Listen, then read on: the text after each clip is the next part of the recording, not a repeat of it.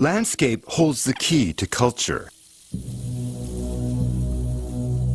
And the strength of the people of the Andes springs from their relationship to the land. There is no better place to understand that relationship than the ancient city of Machu Picchu.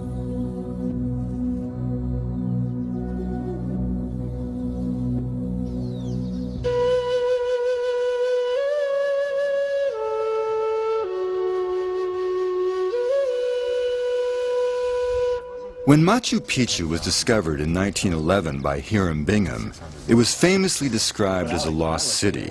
In truth, Machu Picchu was always an integral part of the Incan Empire, clearly linked to the entire network of roads that reached back to Cusco and extended for 22,000 kilometers, binding together the longest empire ever forged in the Americas.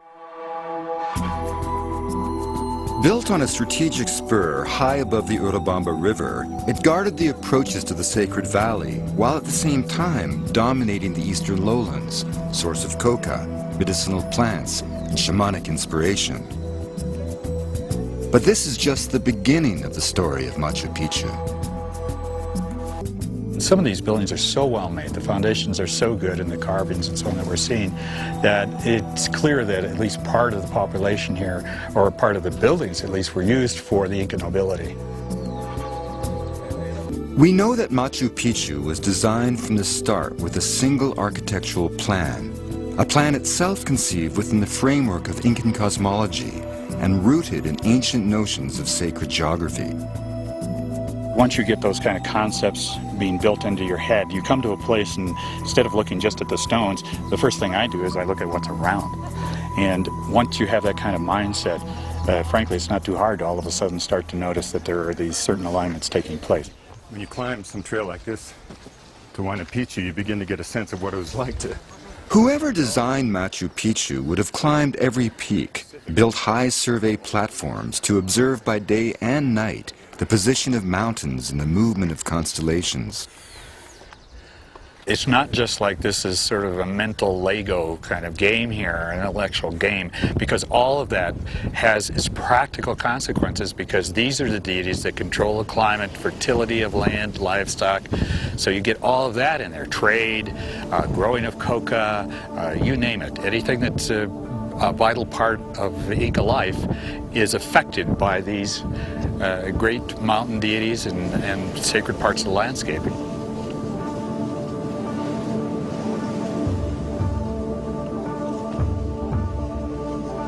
The two most sacred mountains of the Inca were Ausangati, overlooking the valley of the Coyariti, and Salcantay, which is due south of Machu Picchu.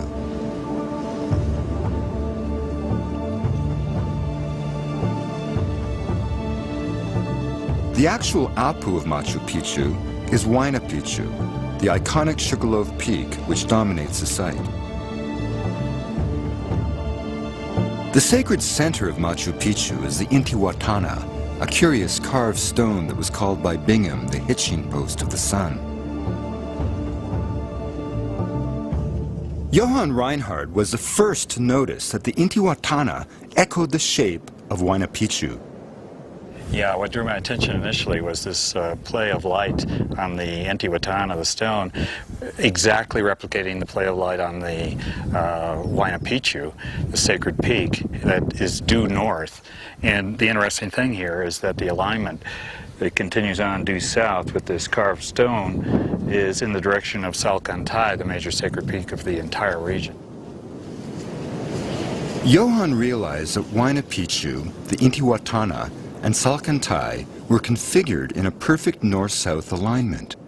But he also noticed that when the Southern Cross rose to its highest point in the sky, it sat directly over the summit of Salcantay.